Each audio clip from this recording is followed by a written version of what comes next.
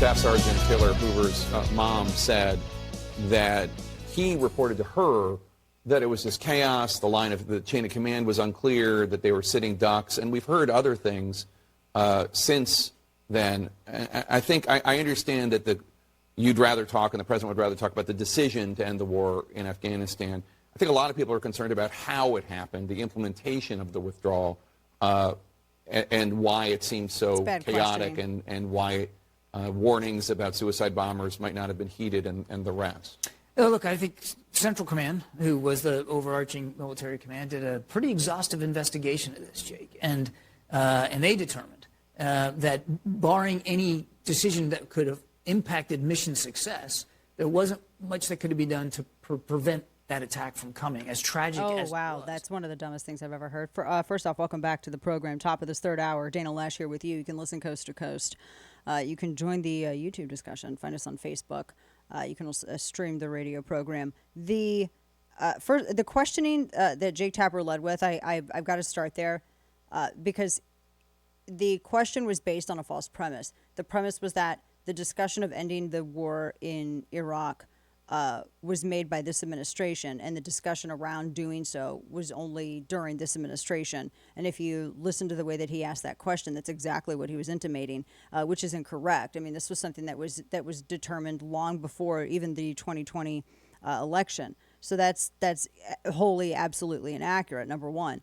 Number two, the discussion was never about ending the continuation of ending the war. It was about how they were going to withdraw, how they were going to bring troops home in an organized and measured fashion so as to avoid the very disaster that we saw unfold, so that we avoid that.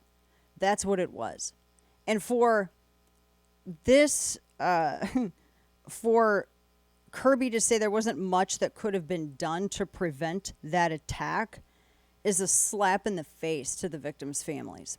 Those 13 service members who lost their lives carrying out the will of a barely sentient, very weak commander-in-chief with a bunch of morons calling the shots and using him as the avatar for their group presidency. I mean, ultimately, that's what this is. Because Joe Biden can't make these calls. It's ridiculous.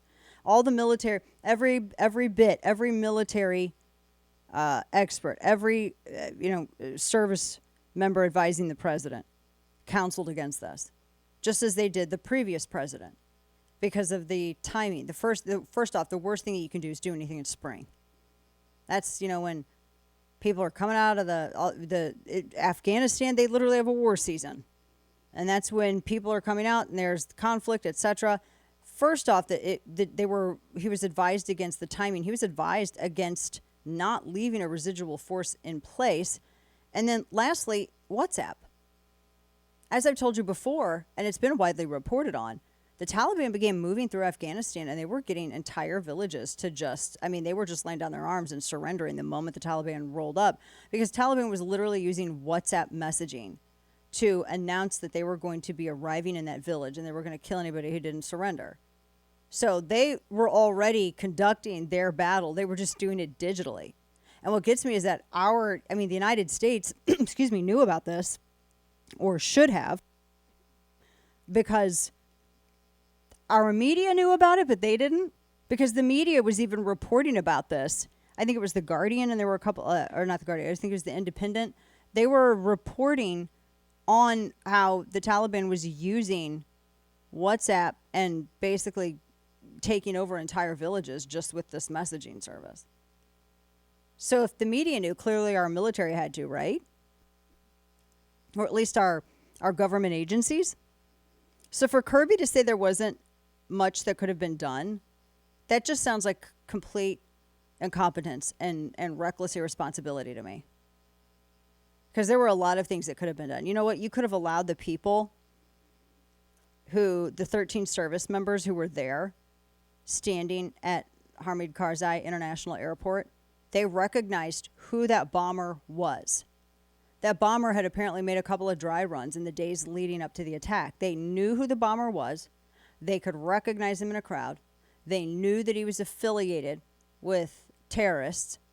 and they knew that he was planning something fatal, but yet their orders prevented them from acting on it. Because they were given orders from top, no, you're not killing any, you're not sniping any terrorists, you're not doing any of that. They could have taken him, but they were told not to. That's unbelievable. So, 13 people lost their lives. And the fact that it was at Hamid Karzai International Airport and at Bagram, as Kane and I talked about, what was it, just earlier this week? Yeah.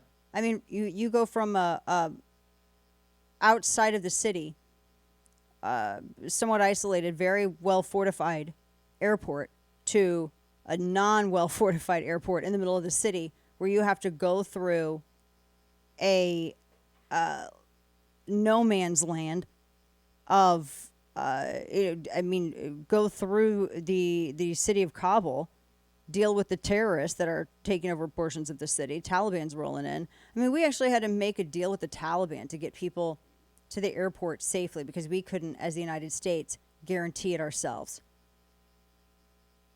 And like I said, that should be the big talking point. It ought to be a big focus of the debate. But it won't be.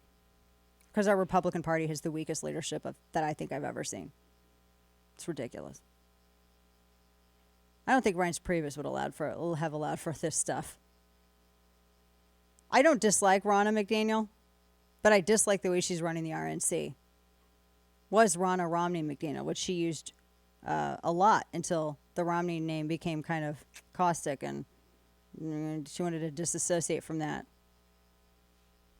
But instead, we're focusing. I mean, that wasn't a big. The party should have been hammering that, and it's not. Republicans are their own worst enemy. It's not Democrats. It's Republicans.